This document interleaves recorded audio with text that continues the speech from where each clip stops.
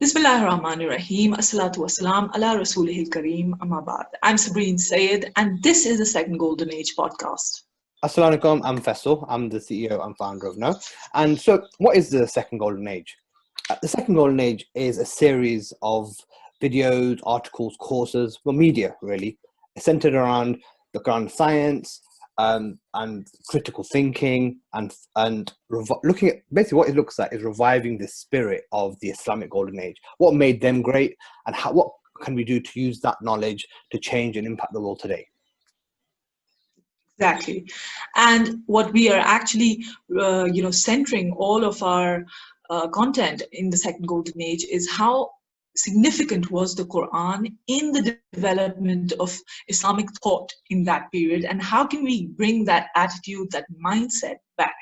So with that being said, let's start with a bit of an introduction on No about us. Let's talk about how No started, how it all basically started. So Faisal, tell us something about yourself. Okay, so I'm 36. So my background is a little bit sort of random, actually. So I have a legal background, so background in law in terms of academics. But my career was very my corporate career it was very standard, I'd say, but it was in procurement. So that's the process of sort of trade, buying, so sourcing and buying and stuff. So I worked for a lot of the big retailers in the UK. A company called Boots, who are sort of well known, well renowned. Then I went to a smaller retailer selling perfume, who was selling perfume and stuff. And then I went over to the NHS, the National Health Service. So I managed kind of big budgets there and stuff like that. And then since then, I've kind of gone off and set up different businesses and across e-commerce, across wholesale, and in terms, and then marketing, and I have had a marketing agency, and I've got a training company as well. MashaAllah, that's a lot. Oh, MashaAllah, for 36 years, MashaAllah, may Allah give you barakah. But it's just amazing. People would want to know, how does a person with that background, firstly in law and then in business procurement, start something like No and the Second Golden Age? Like, these are completely different, areas. So how did No begin? Yeah, I think it's interesting, because I really believe that nothing sort of just come to life like random. A lot of things are a culmination of your experiences, and so there's probably certain instances in my life where I think, oh, okay, that that's led to this, that's led to this, that's led to this. So there's a few critical things that I remember. The first was just education in general. So I remember going to school. Alhamdulillah, I was very I was quite naturally talented, quite naturally gifted.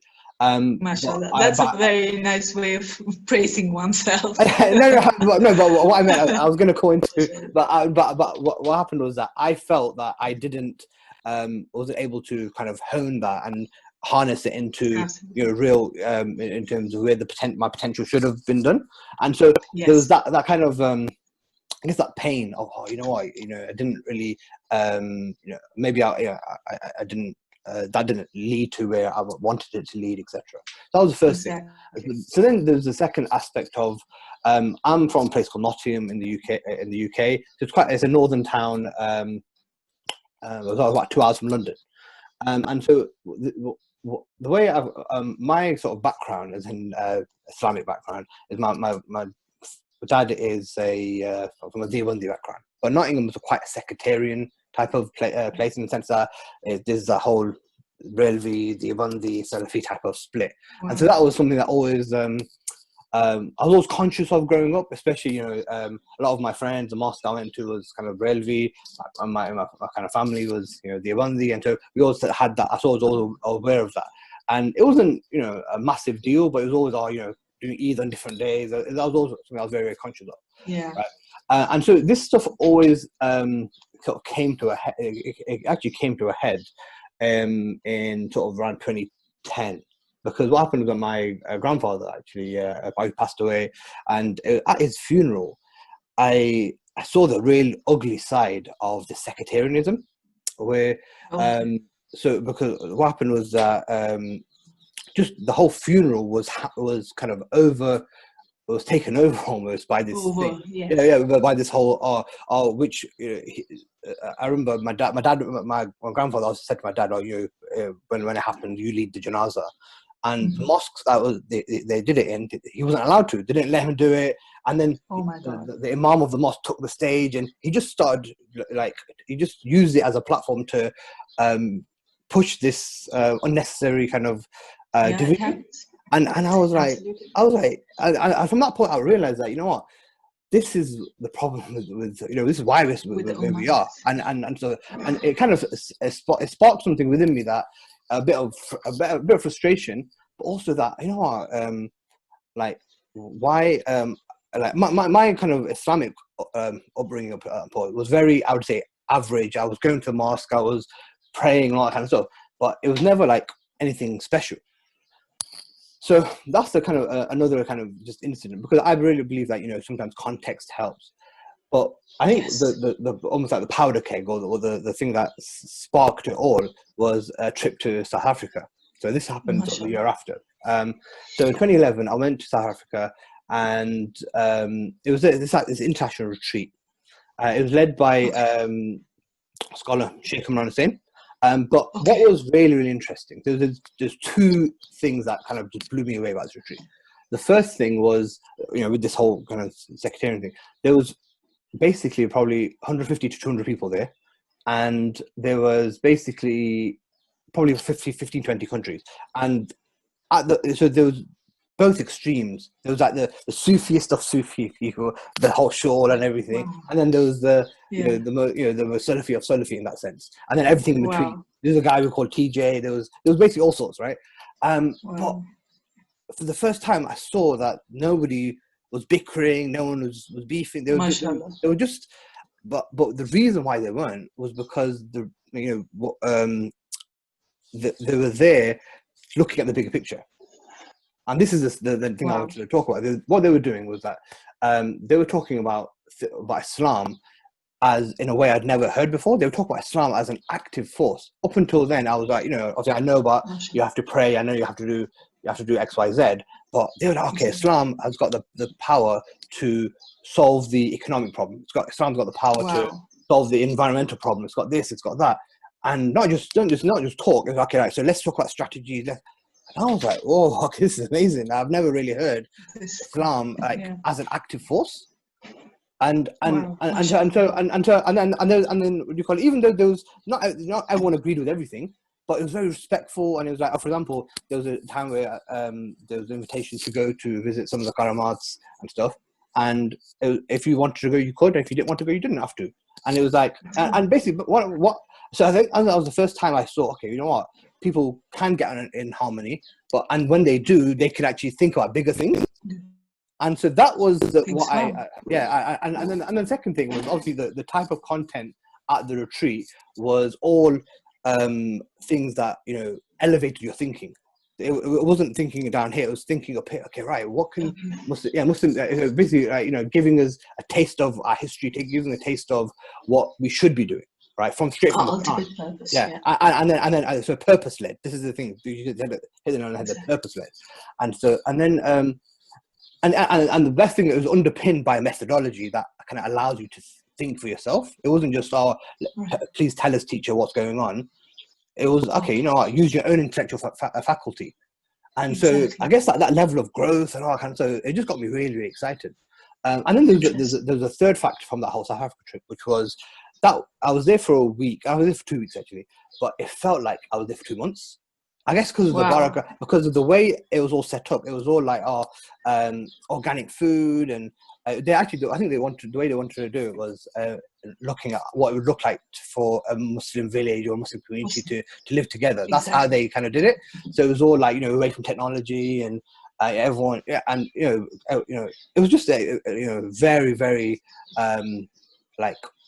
I would say very fitra, very Islamic in action. Islam in action. In action. Exactly. We do have expressions of Islam everywhere, but it's just that as if we are living in the past, not really in connect with what's happening today. So with Sheikh Imran Hussain and his methodology and the retreat that you're talking about, we get this idea that if what does it mean for a Muslim to study economics? What does Islamic economics look like? What does what's the Islamic take on food, 100%. on lifestyle, on all of that? Exactly. And what was great was that it was actually for the first time actively encouraged to be inquisitive. I had come from the background where, oh no, look, no, that's just how it is. Don't ask questions. Yes, and so it was like, well, okay, like I actually want to know more, and hence where the name kind of came from, right? So then when I came back, I just remember thinking, okay, you know what, I need to share some of this stuff with my local community, just with Nottingham, because I told you, like, I was very, this is a Nottingham problem, sectarianism and stuff like that. I didn't have that kind of understanding of the wider world, and so all I said was, okay, look, I want to put on a conference. That's it. I just want to put on a conference, and what the objective is that to have different speakers of different backgrounds there. So have a Braillevi speaker, let's say, have a Deobandi speaker, have a Salafi speaker and stuff, and then basically and focus on our commonalities stuff, right? So that was the initial objective. So then I was thinking, okay, right. Do you remember, Sabrina? Was it a year ago or a couple of years ago where India and Pakistan were almost at the brink of war? I mean, it seems like it's always the case. Yes, it's always but I remember it was somewhere. Yes, yeah, it was somewhere around that time. Yeah. So I remember this was amazing. This was interesting because my dad sort of said to me, "Oh my God!" Like he's very into that kind of Pakistani politics and stuff. He was saying, "Oh, I can't believe it. MQM and this party, they're actually all working together." I was like, okay, what was quite obviously the reason why they're working together is when they see an external threat that unites them all. Exactly. Even though outside of that they're all bickering and all arguing and stuff, right? So that with that kind of backdrop in mind, it was like, okay, you know what? Obviously, the reason why everyone's divided is because we're focusing on our kind of petty, our differences, and our differences. Yes. But what are the things that actually unite us? And this is where the whole end times thing came in, because I was like, look. First of all of us believe in the end times, right? That's the first thing. Absolutely. Secondly, all of us are in agreement that the end times is actually nearing, very near, right? And thirdly, like we're all living through these problems that we're seeing around us, yeah. And so, okay, what can we do to actually address it and this and that? That's we can actually start having a dialogue where all of us in the room.